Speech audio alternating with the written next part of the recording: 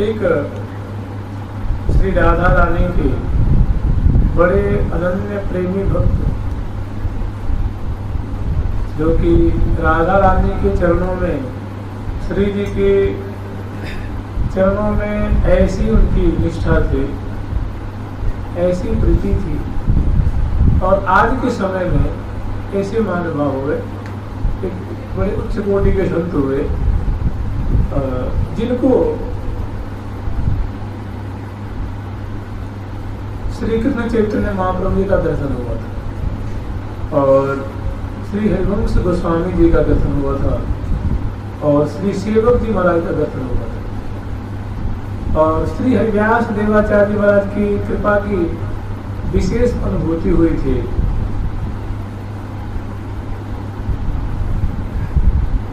वाणी ग्रंथों में उनकी अगाध निष्ठा थी। ये कोई बहुत हजार वर्ष पहले की बात नहीं है, मुश्किल से मुझे लगता है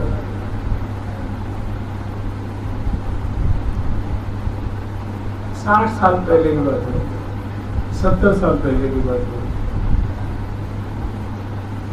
उनका नाम था श्री सुखराम दास जी महाराज, श्री सुखराम दास जी महाराज, स्वनाम धन्य, श्री लाडली जो के अनन्य उपासक, श्री राधा रानी के चरणों के अनन्य चंचली कलेवर से बड़े सुंदर थे, हिष्ट पुष्ट और बड़े सुंदर कलेवर वाले, और हृदय से भी बड़े सुंदर। उन्होंने श्री प्रियाश्रम बाबा जी का संग किया था, श्री गौरांग दास बाबा जी का संग किया था, श्री राधा चरण दास जी महाराज महंत, श्री राधा चरण दास जी महाराज, श्री तटीय स्थान के महंत, बड़े उच्च कोटि के महात्मा, ऐसे ऐसे संतों का उन्होंने दर्शन किया था। और जैसे कहते हैं ना, विधि निषेध आदिक जिते कर्म धर्म तजितास, प्रभु के आश्रय आवहि सो कहिए निज दास। वो प्रिया प्रीतम के चरणों के अत्यंत एक निष्ठ भक्त थे। प्रिया जी के चरणों में उनकी अगाध निष्ठा थी, रति थी, और जिसके बल से वो किसी अन्य को मानते ही नहीं थे, स्वीकार ही नहीं करते थे। मैंने श्री जी के चरणों के अनन्य निष्ठ भक्त थे, और वो श्री निम्बार्क संप्रदाय के श्री स्वभुराम द्वारे के, और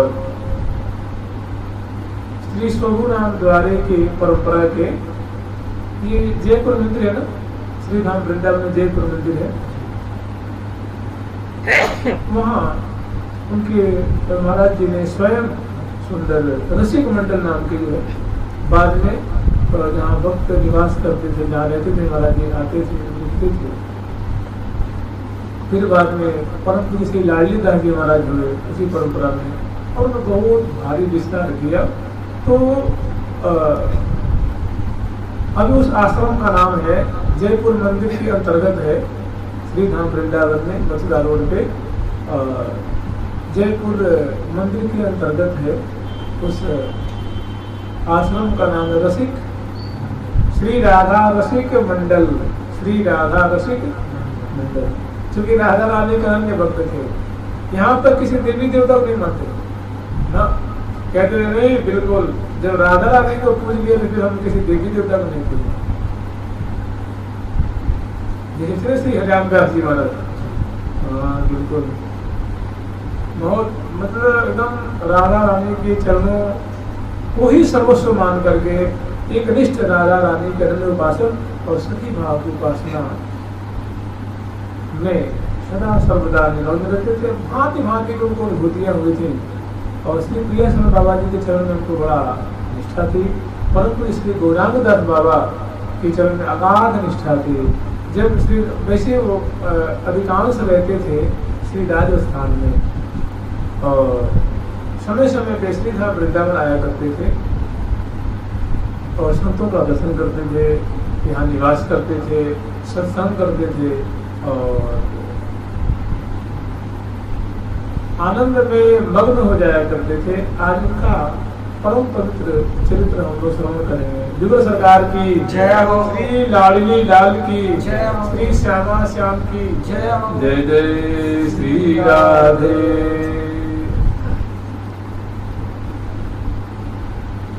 राजस्थान क्षेत्र की बात है। एक भादी मंदिर नाम का भादी, उसको भादी पीठ भी कहते हैं, भादी पीठ भी कहते हैं। तो वहाँ के उनके जो शुद्ध गुरुदेव भगवान थे उनका नाम था वे श्री हरिव्यास देवाचार्य महाराज के सर्वप्रथम शिष्य श्री स्वगुराम द्वारे के परंपरा के संत हुए। उनका नाम था श्री लक्ष्मण दास महाराज जी। अपने समय के उच्च कोटि के और सिद्ध महात्मा में उनकी गिनती हुआ करती। तो उस भादी मंदिर के वे महाराज जी महंत थे। वहाँ की सेवा पूजा ठाकुर जी के बड़ी पूर्ण मनोयोग से, बड़ी शुद्धि और पवित्रता से किया करते थे। बहुत काल तक ठाकुर जी की सेवा भजन परिचर्या करते हुए महाराज श्री लक्ष्मण दास जी महाराज ने तो वैष्णव धर्म की ध्वजा पताका वहां फहराई थी और उधर के लोग उनको बड़ा सम्मान देते थे। तो उसी पीठ के पास में एक राजपूत परिवार रहता था।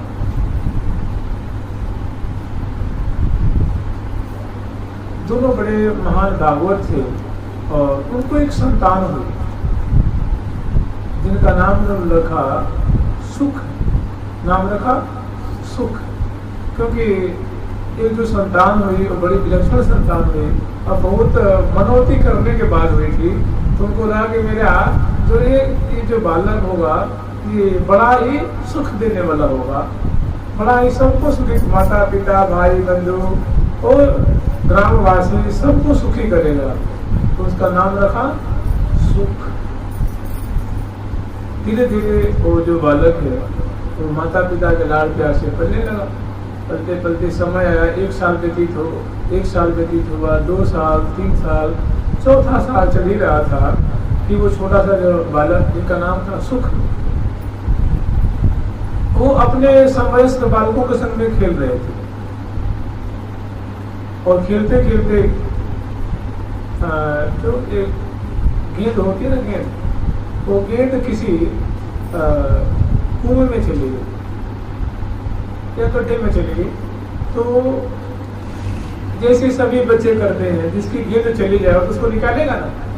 तो छोटा बच्चा उसमें निकालने के लिए हाथ लपकाया, हाथ जब लपकाया तब तक एक बिस्तर में डस गई, एक नाग में उनको डस गया और डसते ही आके बच्चों ने बताया, वो चिल्लाने लगा बच्चा।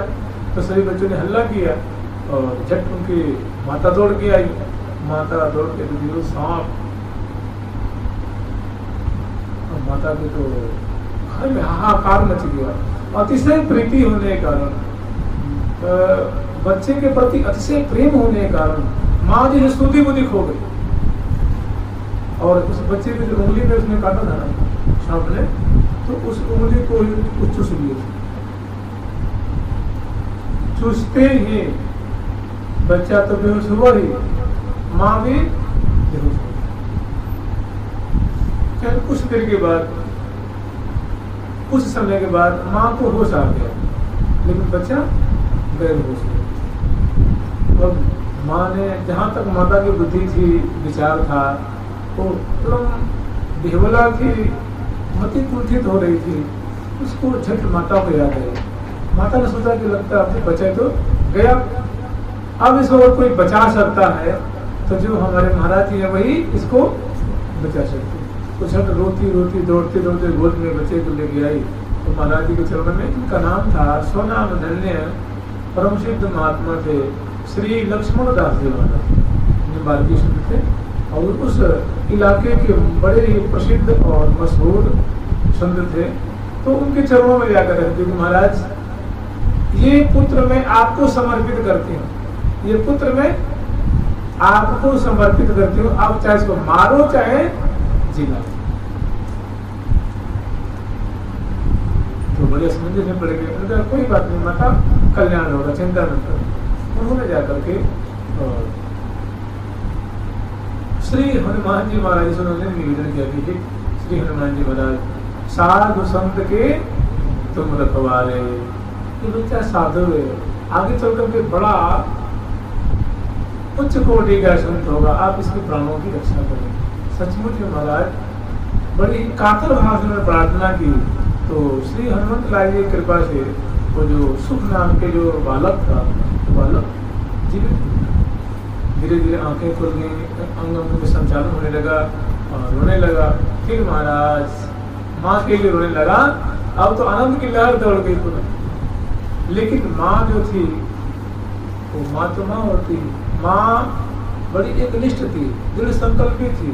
एक बार जब बच्चे को दे दिया तो उसी समय महाराज, मतलब चार वर्ष के बच्चे को कोई जानकारी तो कुछ नहीं होती है, बिल्कुल अज्ञानी होता है, अबोध होता है।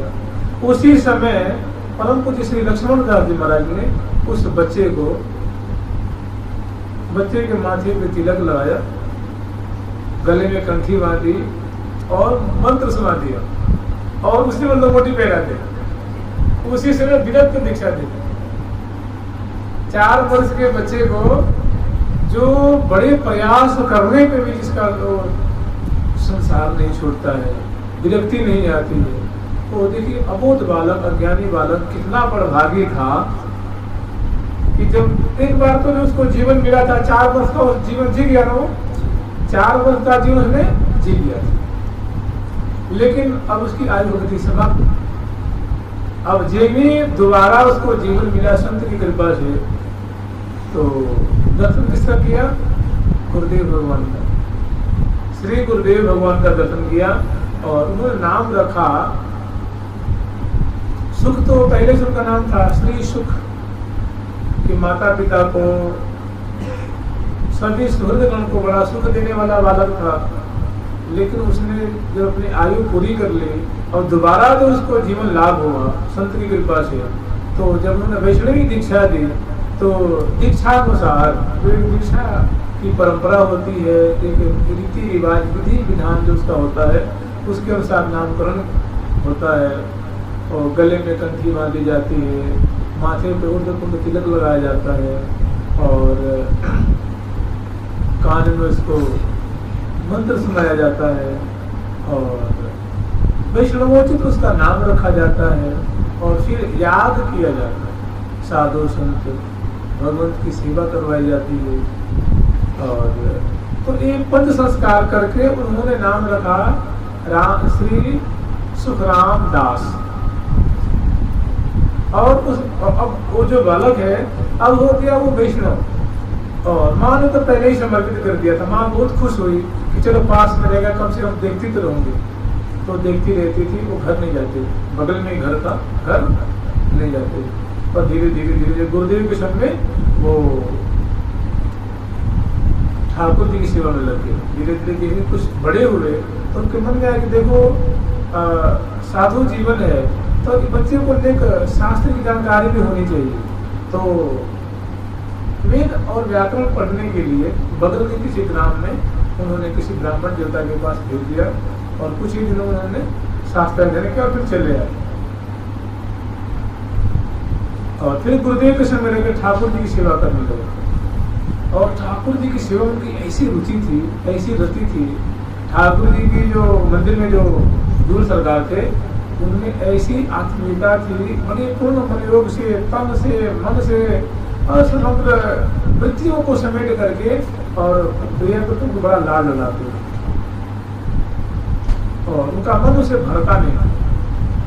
घर में जो मंदिर में छोटे छोटे जो विग्रह सरदार थे वो सेवा तो खूब करते थे, लेकिन उनके मन में आती कि थोड़े और बड़े होते ना तो उनकी आंखें बड़ी बड़ी होती, उनकी जो गर्दन बड़े बड़े होते और कान भी बड़े बड़े होते, नासिका बड़ी बड़ी होती तो उसमें देशर धारण कराते और छोटे में बातें बन नहीं पाती। तो मन में उनके खलते रहता कि ये सरदार और बड़े बड़े होते ना, इनको सुंदर भाई धोती भी बढ़िया पहनाते, लहंगा भी सीधे भी पहनाते और फिर इनको फरिया सुंदर बनती और सारे जो आभूषण है, गले के आभूषण, भुजाओं के आभूषण, उंगली के आभूषण, तो सब में सम्यक प्रकार से सेवा करके बहुत संतोष होता। लेकिन सरकार बड़े छोटे छोटे थे तो एक बार श्री धाम वृंदावन आए तो बड़े जुगल सरकार को लेकर यहाँ से गए और प्राण प्रतिष्ठा करवाई और पूर्ण मनोयोग से उनकी सेवा करने लगे और मतलब उसमें लीन रहते थे, मगन रहते थे। उनका वही संसार, वही जीवन, वही उनका सर्वस्व था। जुगल किशोर हमारे ठाकुर, जुगल किशोर हमारे ठाकुर, जुगल किशोर हमारे ठाकुर, जुगल किशोर हमारे ठाकुर, जुगल किशोर हमारे ठाकुर, जुगल किशोर हमारे ठाकुर, सदा सर्वदा हम गिनते, सदा सर्वदा हम गिनते, जन्म जन्म घर जाए जाकर, जन्म जन्म घर जाए जाकर, जन्म जन्म घर जाए जाकर, जन्म जन्म घर जाए जाकर। आज के समय में मैंने 50 साल का समय कोई बहुत बड़ा समय तो नहीं होता है, 60 साल का समय कोई बहुत बड़ा समय नहीं होता है। आज के समय में जिन्होंने श्री कृष्ण चैतन्य महाप्रभु का कृपा लाभ किया, उनकी कृपा लाभ की हो, श्री हरिवंश महाप्रभु का दर्शन किया हो, श्री हरिव्यास देवाचार्य की कृपा लाभ की हो और राधा रानी के चरणों में अनन्य भक्ति हो, ऐसे महानुभाव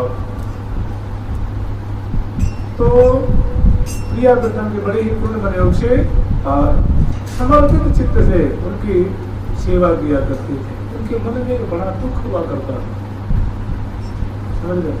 ये जो श्री धाम वृंदावन की जो बातें हैं ये तो बड़ी ही कठिनता से मिलती हैं और जिन संतों ने कैसे इसके लिए क्या आपको बलिदान दिया है, क्या उन्होंने इसके लिए कैसे कैसे कष्ट उठाए, कैसी कठिनाई झेली है, तो और इतने होने के बाद उन्होंने वस्तु लाभ की है तो उनको फिर इस वस्तु की कीमत उनको पता होती है।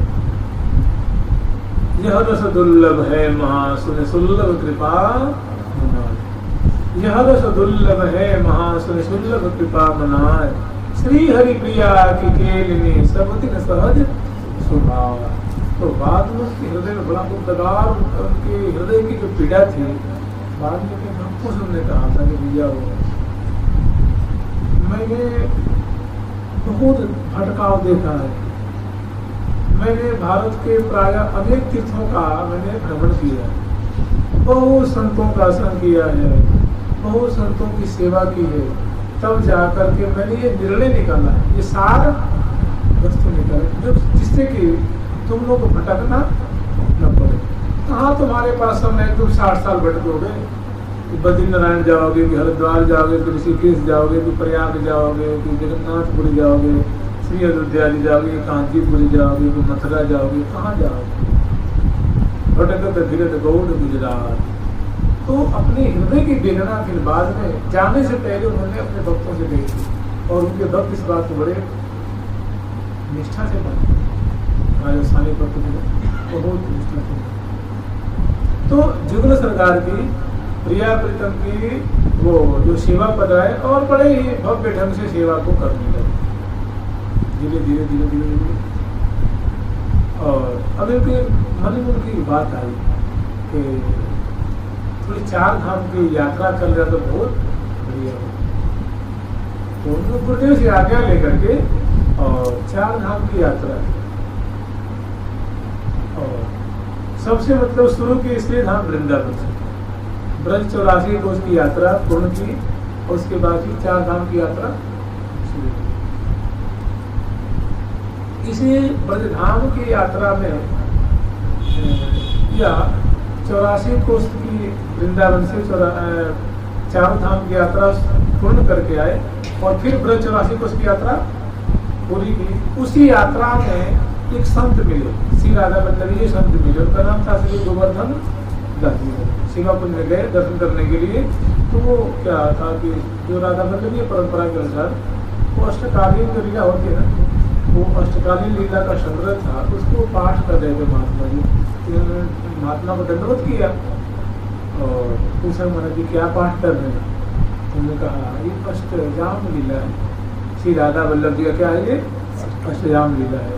और उसको उन्होंने कहा तो दिखाइए ना, तो उन्होंने दिखाया, फिर 2-4 पद पढ़ा। एकदम जिसे वो बहुत पुलकित हुए, बड़े खुश हुए, बड़े प्रसन्न हो गए। और इस क्योंकि अब तक ऐसी बात उनको मिली नहीं थी। सुंदर सुंदर भोजन के पद है, और ब्यारू के पद है, वन विहार के पद है, श्रृंगार के पद है, सुंदर स्नान के पद है, मंगला के पद है। तो ऐसी बातें उनको मिली नहीं थी। उसको देख करके इतना उनका हृदय आनंद से भर गया, तो अलौकिक चीज है। तो संत से कहा महाराज जी ये ग्रंथ हमको आप दे दीजिए, ये ग्रंथ आप मुझे दे दीजिए। और तो महात्मा सरल थे, सीधे थे, उनका दिखा कि बड़ा है तो अधिकारी लगता है ये महात्मा। तो उन्होंने कहा ठीक है ले लो, मैं फिर अपनी व्यवस्था कर लूँगा कोई। तो उन्होंने कहा ऐसे नहीं लूँगा, आप इसका कुछ न्यौछावर हमसे ले लीजिए। हमारे इसकी न्यौछावर में क्या बात है, इसमें कोई हम ग्रंथ कोई बेकार थोड़ी ना जाता है। मैं प्रसन्न हूँ, आप इसको ले बोले मैं ऐसे नहीं लूँगा। तो मना करने के बाद उस जमाने में वो जो अष्टकालीन लीला है ना, तो मुश्किल से उसमें 8-10-12 पन्ने होते, ज़्यादा पन्ने नहीं उसमें। तो अपनी पत्रिका होती है ना, बस उतने की पत्रिका है, तो उस उतनी पत्नी थी, 10-12 पन्ने की होगी मुश्किल से, संक्षिप्त अष्टयाम था उसमें। तो उसको उन्होंने वैसे स्वीकार नहीं किया और उस समय उन्होंने उनको 10 रुपये उसको दिए। तो महात्मा बिल्कुल लेने के राजी नहीं थे, फिर भी जबरदस्ती उनको दे करके राजी हुए और फिर लेके आए और उसको पाठ करते उसके अनुसार लालू लाते। उसी समय उनकी निष्ठा से उनके जो राधा जी महाराज जी की जो अष्टकालीन लीला की जो पत्रिका थी, जो ग्रंथ था, उसको बड़े पूर्ण मनोयोग से दत्तचित होकर बड़ी श्रद्धा से निष्ठा से पाठ करते थे। तो इस पाठ से प्रसन्न होकर के श्री हरिवंश गोस्वामी जी महाराज को दर्शन दिए। श्री हरिवंश गोस्वामी जी महाराज को दर्शन दिए। फिर गीत 84 को पाठ करने लगे, फिर राधा सदानंद जी को पाठ करने लगे।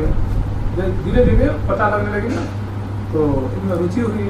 अब उनको धीरे धीरे प्रीति हुई सेवक वाणी में, धीरे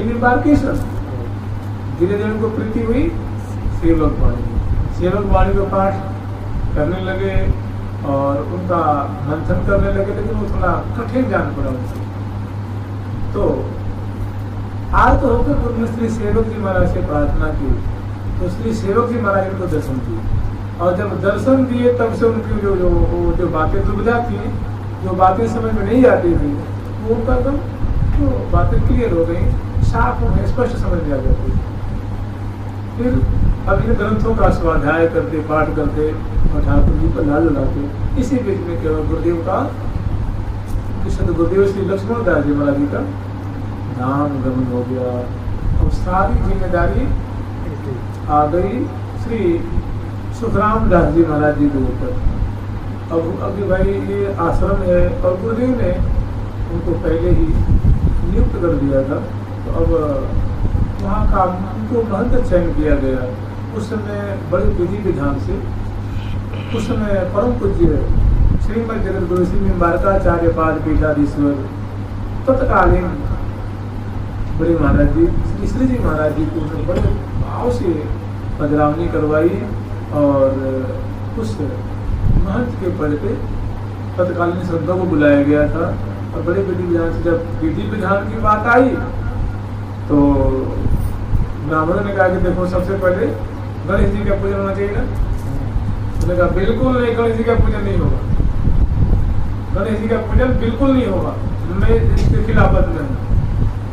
तो फिर वो लोग कहा क्या होगा, फिर गौरी गणेश पूजन नहीं होगा तो फिर क्या होगा। हमने कहा नहीं, पूजन होगा श्री राधा कृष्ण का पूजन होगा, जुगल किशोर हमारे ठाकुर, सदा सर्वदा हम जिनके हैं, जन्म जन्म कर जाए जाकर, चूक परे परिहर न कबहूं, सबही भांत दया के आकर, जय श्री भट्ट प्रकट त्रिभुवन में, प्रण तन पोषण परम सुधाकर। अब वहाँ बड़ा एक वितंडा विवाद हो गया। परम पूज्य श्री जी महाराज पधारे हों, बड़े बड़े संत पधारे हों और तत्कालीन गणमान्य पुरुष पधारे हों उस इलाके के क्षेत्र के, और वहाँ पूजन का कार्य बंद कर दिया। तो समझ इनकी निष्ठा को देख करके,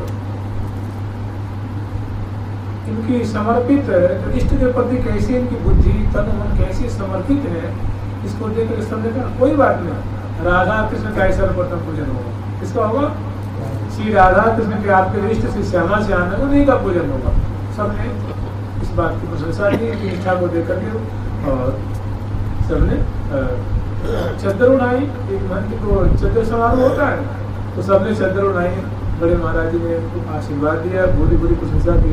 उसी रात्रि में जब ये सो रहे थे तो इन्होंने स्वप्न में देखा कि श्री कृष्ण चैतन्य महाप्रभु इनको चद्दर उड़ा रहे हैं, इनको चद्दर उड़ा रहे हैं, और बड़े उनको उनकी प्रशंसा करते हुए, उनकी निष्ठा को प्रशंसा करते हुए, और बड़ी इनको भूरी भूरी उनकी प्रशंसा करके उनको आशीर्वाद दे रहे हैं कि तुम्हारी निष्ठा हमें बहुत पसंद हुई, बस ऐसे निष्ठ होकर के। इस जब सपने को उन्होंने देखा तो खुश होकर के, प्रसन्न होकर के बहुत दिन तक हरिनाम कीर्तन का आयोजन कराया और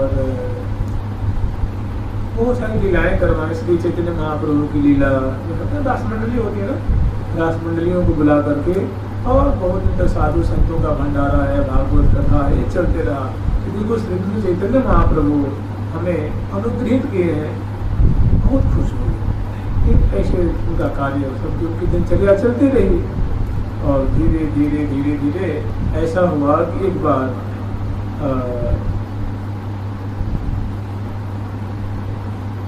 महावाणी जी पाठ कर रहे थे, श्री महावाणी जी का पाठ कर रहे थे, तो उसी समय इनको एकाएक, जैसे आप लोग श्रवण किए हैं, कुछ ऐसी बातें होती हैं जिसको जीव से कहा नहीं जा सकता, जो अनुभव गम्य बातें होती हैं, जिनको मैंने बाल की खाल निकाल करके जिनको जाना नहीं जा सकता, पिष्ट पिछड़ करके जिनको समझा नहीं जा सकता।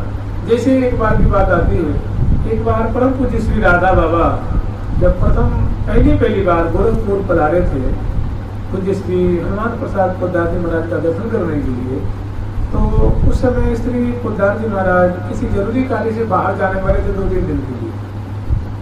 तो जब वो जाने के लिए घर से निकल ही रहे थे तब तक इनका आगमन हुआ था। तो एक दूसरे को प्रणाम अभिवंदन आदि हुआ। उसके बाद का स्वामी जी आप आए तो सही, और कृपा करके आप विराजे, मैं किसी बड़ी जरूरी कार्य से मैं जा रहा हूँ, आप विराजे, आपकी सारी व्यवस्था हो जाएगी। उन्होंने कहा ठीक है, जब जरूरी कार्य से आप निकल ही गए हैं तो आप हो आइए।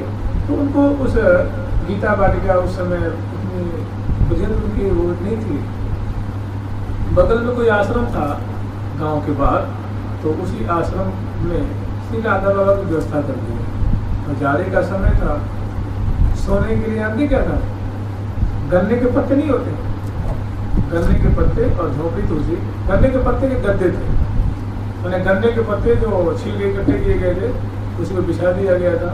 तो सो गए। उसी रात्रि में जब वो अर्धरात्रि का लगभग समय होगा, तो बाबा अपनी परंपरा के अनुसार महान वेदांती थे और बड़े ही कट्टर सन्यासी थे, तो सोहम सोहम सोहम का अखंड जाप किया करती थी। लेकिन ऐसा हुआ कि रात्रि में उनको ऐसा लगा कि हमारी कुटिया के आसपास में बड़ी ही तुमुल ध्वनि हो रही है और लगता है कोई कीर्तन की मंडलियां आई हुई हैं और बड़े ही सुरीले ढंग से, बड़े मधुर कंठ से तो मंडलियों के द्वारा कीर्तन हो रहा है, हरे कृष्ण कृष्ण कृष्ण हरे हरे, हरे राम राम राम।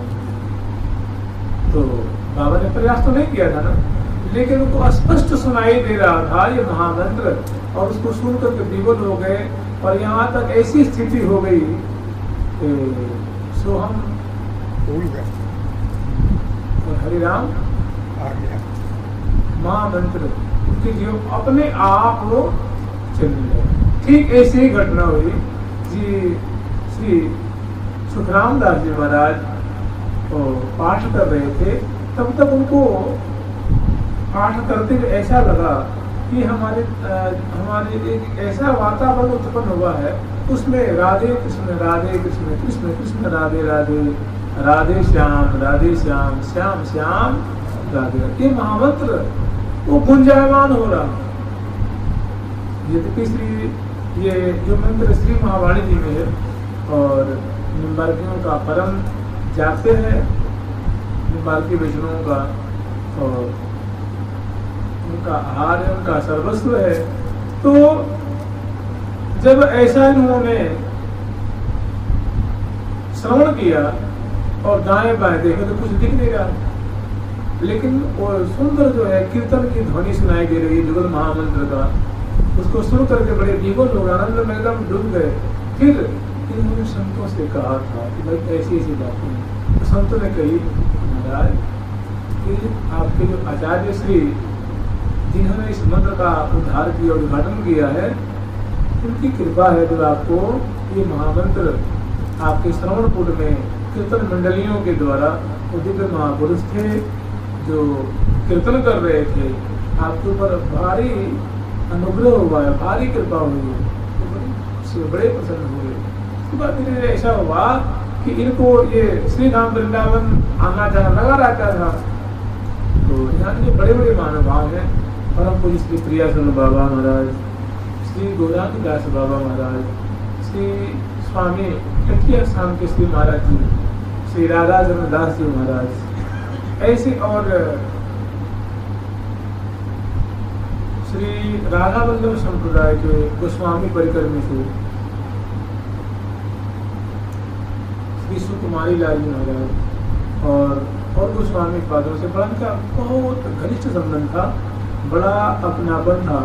जब आते थे तो उनसे अवश्य जाकर सत्संग करते थे, मिलते थे और यथा योग्य उनकी बातों को श्रवण करते थे और धारण करते थे और मन में बस एक ही बात थी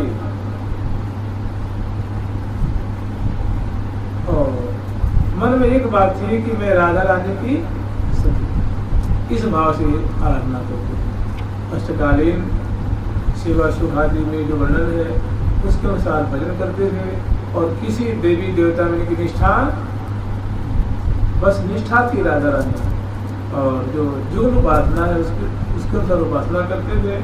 और श्री धाम वृंदावन जब आते थे तो ब्रजवासियों के प्रति बड़ा निष्ठा थी।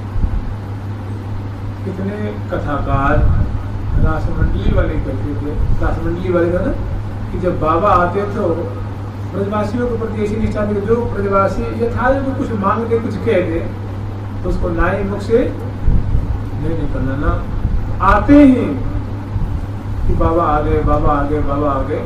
तो लोग बहुत मिलने जुलने वाले आते थे और आते थे तो खाली हाथ नहीं आते थे, वहाँ से वस्त्र है, मिष्ठान है, पैसा ढेला इकट्ठा करके आते थे कि भाई कमी न पड़ जाए, जितना बल पाता था।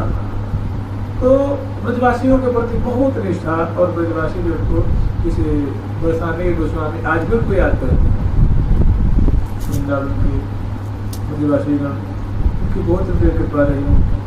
तो एक बड़े ही उच्च कोटि के, अब बताओ इस समय में, आज के समय में कि हरिवंश महाप्रभु जी का दर्शन हुआ हो, सेवक जी का दर्शन हुआ हो, श्री कृष्ण चैतन्य महाप्रभु की कृपा लाभ किया हो उन्होंने, और श्री हरिदास देवाचार्य महाराज जी का भी अनुग्रह जिन्होंने प्राप्त किया हो और राधा नाम के जापक हो और श्री धाम वृंदावन के प्रति अटूट निष्ठा हो और जुगल उपासना करके उनके बारे में क्या कहें। ये हाँ, एक बार की बड़ी अचंभे की बात यह है, देखिए कैसी निष्ठा थी उनकी। देखिए अभी तो बहुत सुविधा है ना, सुविधा है ना, गाड़ी है जगह जगह, गांव में हर एक वो में क्षेत्र में सुंदर सुंदर सड़कें बन गई हैं, बिजली की व्यवस्था है। बताते हैं कि महाराज जब यहाँ से वृंदावन जाते थे ना, वो तो जमुना जल ले जाते थे। राधा वल्लभ जी का प्रसाद है, बिहारी जी का प्रसाद है, राधा रमन जी का प्रसाद है, जमुना चरणामृत है, संत चरणामृत है, यहाँ की वो कुंड का जल है, उस कुंड का जल है, उस कुंड का जल है, ये सेवा कुंज की रज है, निजमन राज की रज है। और इसको लेकर के और राजस्थान में घर घर में जा करके सबको प्रसाद देना कि बिहारी जी का प्रसाद है, ये राधा वल्लभ जी का प्रसाद है, ये चरणामृत है, ये कुसुम सरोवर का जल है, राधा कुंड का जल है, मान सरोवर का जल है। और ऐसे कर करके और बताती हैं उनकी जो परंपरा के जो वैष्णव बने हैं कि महाराज 20-20 किलोमीटर तक, 30-30 किलोमीटर तक, 50-50 किलोमीटर तक वो कंधे पे गोपी चंदन है, रज है, ग्रंथ है, कंठी है, ये लेकर के पैदल पैदल जाना है, कोई जाने की सुविधा नहीं। और उनको समझाना है, उनको वैष्णव धर्म के बारे में बताना है, राधा नाम जपवाना है, घर घर में कीर्तन करवाना है और सबको जोड़ना है। बहुत परिश्रम किया संतों ने, बहुत मेहनत की है। और सुख सुविधा को वजह से तिलांजलि दे दी हो, सुख सुविधा की तिलांजलि। एक बार के लिए कितने आश्चर्य की बात है। देखिए ब्रज रज क्या है, जमुना जल क्या है, प्रसाद क्या होता है, इसकी थोड़ी महिमा उनके जीवन में इस बात का साक्षात्कार हुआ। समय की बात है, ये प्रसंग थोड़ा पहले कहना था, हमसे विस्मृति हो गई है। जब वे मुश्किल से 23-24 वर्ष की अवस्था के थे, उसी समय में उनकी जन्मदात्री माँ थी, उनका देहावसान हो गया। तो चूंकि वैरागी महात्मा थे तो मर्यादा के अनुसार कहाँ संस्कार में जाए, फिर भी सभी लोग संस्कार करके चले आए, उनको पता लगा तो वो गए। और चिता अभी प्रज्वलित थी तो उन्होंने क्या किया कि यहाँ से जमुना जल ले गए थे, उस चिता पे जमुना जल डाल दिया। प्रसाद ले गए थे जो बिहारी जी की, वो डाल दिया। और एक जो बिहारी जी महाराज जी जो प्रसादी व्यवस्था नहीं होता, और चरणामृत बिहारी जी का उस पर डाल दिया कि माँ और तो मैं सेवा कर नहीं सकता और मुझे समय से पता भी नहीं लगा, और इसी को स्वीकार कर लो। तो महाराज उस सौल, उस प्रसादी, उस चरणामृत और ब्रज रज, वृंदावन की रज समर्पित कर दी। और फिर सोचे कि पता नहीं मेरी माँ का कल्याण हुआ कि नहीं हुआ, कुछ सबूत नहीं दिख रहा है, कुछ नहीं है। छठे दिन मंदिर में सेवा कर रहे थे, बैठे थे, तो मंदिर में माँ प्रकट हो गई। बोली बेटा प्रसाद की, बिहारी जी के प्रसाद की, चरणामृत की और संतों की चरणामृत के, वृंदावन की रज की कृपा से, जमुना जल की कृपा से मुझे जमुना जी की पान दानी की सेवा मिली। मुझे जमुना जी की, मैं श्री जमुना जी की यूथ है ना, जैसे श्री गंगदेवी जी का यूथ है, ललिता जी का यूथ है, श्री विशाखा जी की यूथ है, तीर्थेश्वरी कहलाती हैं, ये अष्ट महासखी कहलाती हैं। ऐसी जमुना जी की सखियां हैं। तो उस श्री जमुना जी में, श्री जमुना जी की जो अनुगता सखी है, वो सपना में नहीं देखा उन्होंने, मंदिर में मां प्रकट हो गई। जिस मंदिर में ठाकुर जी विराजमान है, और प्रकट हो करके मंदिर के बाहर जगमोहन होता है ना, जगमोहन में प्रकट हुई और दर्शन दिया कि बेटा यमुना जी की जल, संतों का चरणामृत, बिहारी जी का प्रसाद, वृंदावन की रज और ठाकुर जी की जो प्रसादी जो कपड़ा है ना, जो शॉल मिलती है ना, शॉल चद्दर मिलती है, उसको जो तुमने हमारी चिता पे समर्पित की थी, उनका ऐसा दिव्य प्रभाव है कि पुत्र बेटा, जो तुम्हारी अभिलाषा थी कि मेरी माँ का कल्याण हुआ कि नहीं हुआ, हुआ तो क्या हुआ, स्वर्ग में गई कि पुनः जन्म लेगी कि मोक्ष हो गया, ऐसा कुछ नहीं हुआ। इससे बहती कृपा मुझ पर हुई है। मैं श्री जमुना जी की अनुगता सखी बन गई हूँ और मैं उनकी पान दान लेकर उनके सेवा का अनुगमन उनका करते, उनकी सेवा करती है, और ये कह करके मंदिर में समा गए। तो देखिए व्रत की कैसी कृपा, प्रसाद की क्या महिमा है।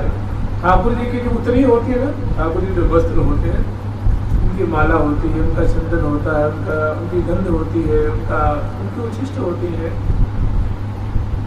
ये बड़े ही प्रभावशाली होते हैं।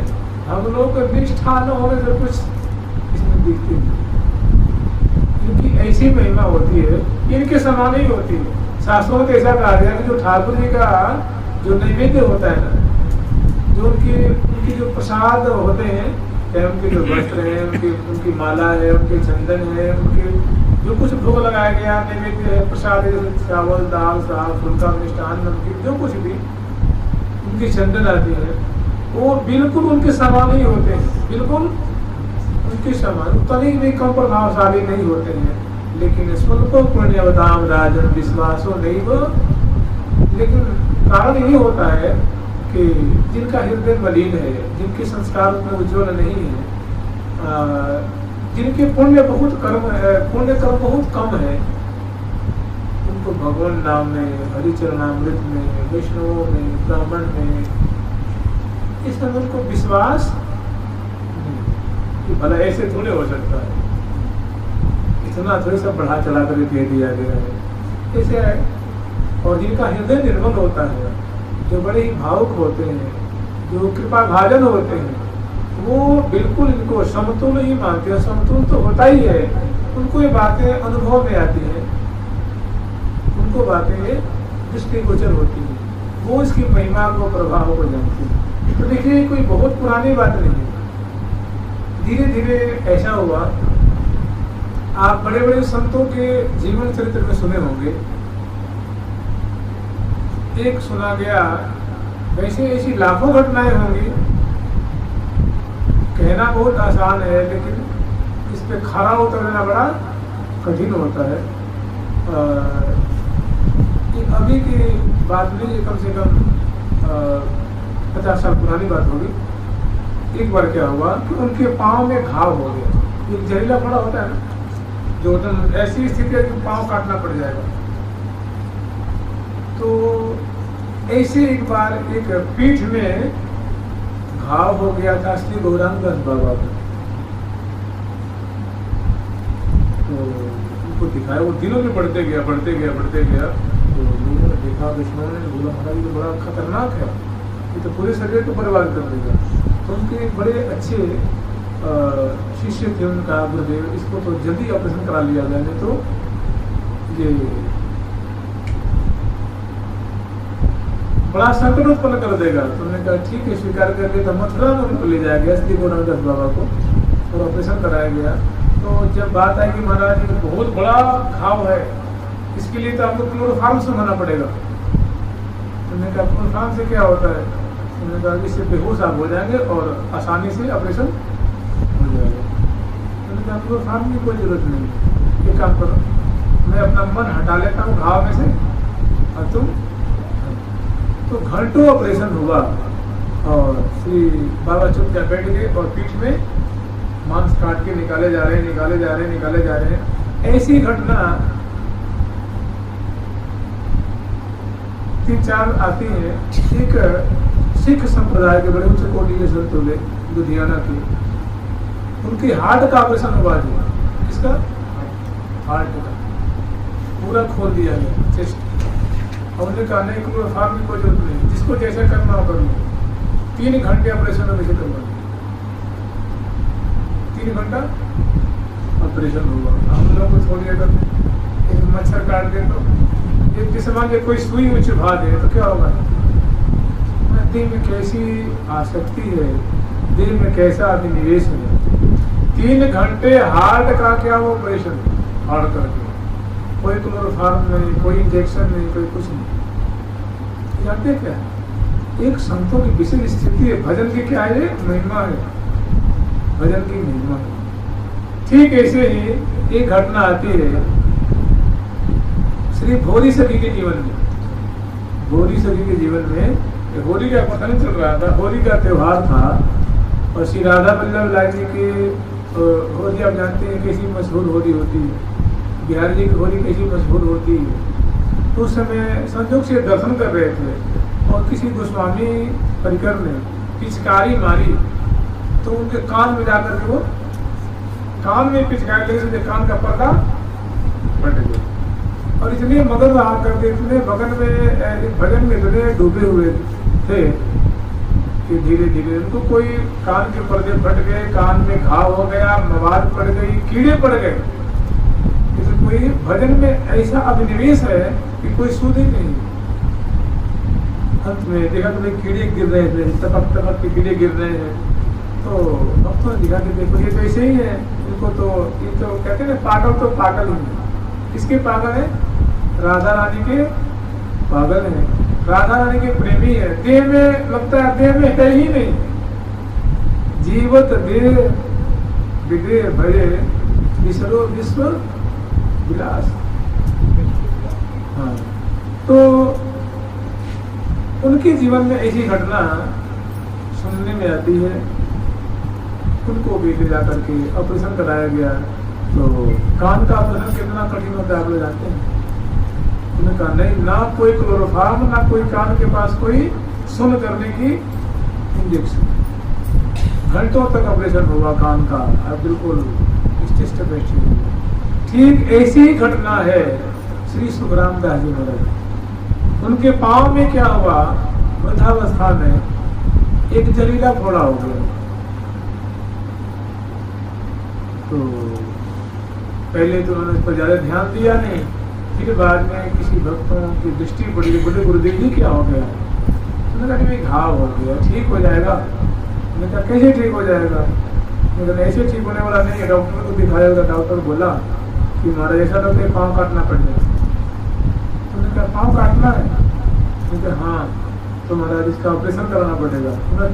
तुरंत बिना किसी सोचे समझे विचार आगे पीछे सोचे समझे झट पाँव को बढ़ा दिया, कर दो। बोले आप महाराज खेल कर खेल समझ लें क्या इसको? आप तो क्या इसके लिए वेद पढ़ना पड़ता है क्या? बोले नहीं, ऑपरेशन होगा ऑपरेशन। बोले ठीक है तो कर दो, चटपट पाँव बढ़ा दिया। बोले ऐसे नहीं, इसमें इसको सुन करना पड़ेगा, ये करना पड़ेगा, वो करना पड़ेगा। मैंने बोला कोई जरूरत नहीं, तुम कर लो। तो महाराज को बैठे रहे, प्रिया जी के राधा नाम उच्चारण करते रहे, सेवा करते रहे। मांस कट रहा है, पाँव के मांस कट रहे हैं।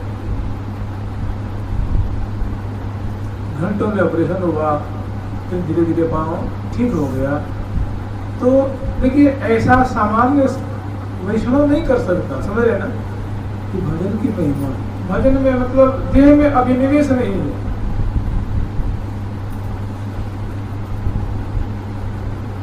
फिर जब ऑपरेशन आदि सफल हो गया, फिर कहा भैया अब मेरा समय आ गया है, अब मुझे श्री जी की सेवा में जाना है। तो उन्होंने कहा कैसे जाएंगे? तो उन्होंने कहा कि जैसे श्री हनुमान जी ने राम नाम लेकर के समुद्र को लंघन कर दिया था, ठीक ऐसे ही मैं राधा नाम लेकर के एक ही छलांग में श्री जी के दरबार में पहुंच जाऊंगा। राधा नाम लेकर के श्री जी के दरबार में पहुंच जाऊंगा। तो जब उनका समय आया, उनको ये महसूस हो गया कि अब शरीर टिकने वाला नहीं है। अब श्री जी चाह रही है कि तू हमारी सेवा में सदा सर्वदा के लिए आ जा। तो उन्होंने तत्कालीन जो भावुक भक्त वैष्णव गण थे, उनके जो शिष्य परिकर थे, उन्होंने उनको बुलाया और बोला भैया अब महाप्रयाण का समय आ गया, तो श्री जी बुला रही है, अब श्री जी की सेवा में मैं जाऊंगा। तो एक बात मैं कहना चाह रहा हूँ। उनका क्या कहना चाह रहे हैं गुरुदेव?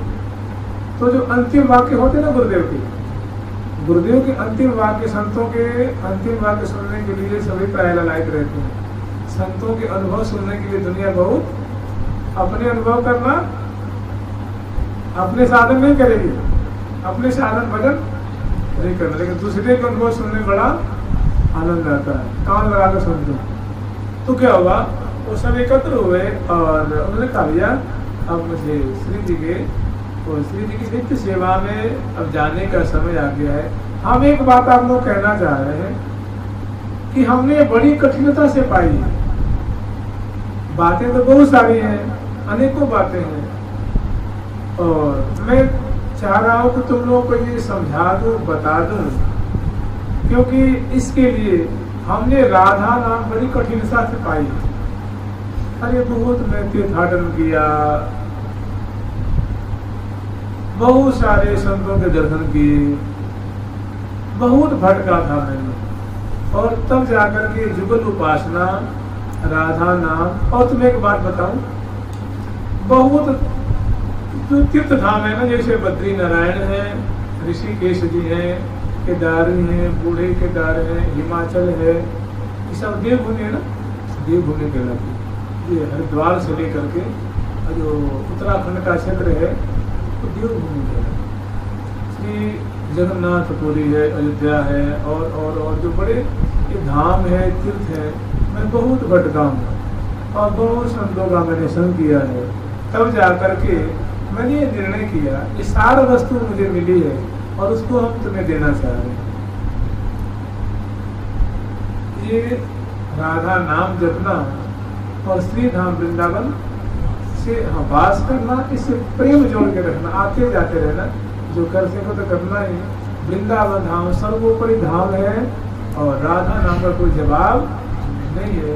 ये दो चीज हमने बड़ी मुश्किल से, बड़ी कठिनता से संतों की सेवा करके, सत्संग करके और बहुत भटक भटक करके मैंने पाया। मैं नहीं चाहता कि तुम लोग भी भटको।